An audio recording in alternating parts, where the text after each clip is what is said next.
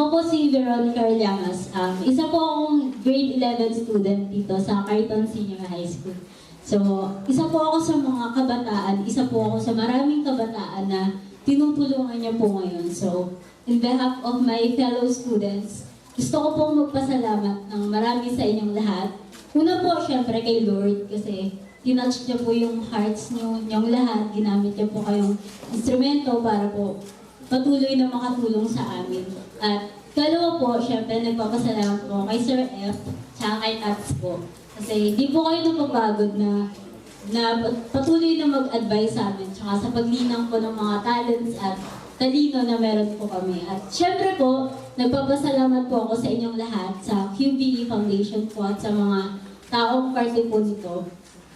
Yung tulong niyo po, talaga pong mag-equip po sa amin para mas maging successful sa future careers po namin. At saka, hopefully po, dito po kasi sa Cariton Senior High School, we are always being taught na to pay forward. So, hopefully po, in the future, makapag-pay forward po kami sa pamamagitan po ng pag-extend po ng tulong na una niyo pong binigay sa amin. Tsaka binigay po ni Lord. So, maraming salamat po. At ngayon po, pinagmamalaki ko pong pinakikilala sa inyo ang grade 11 Taal ng Cariton Senior High School.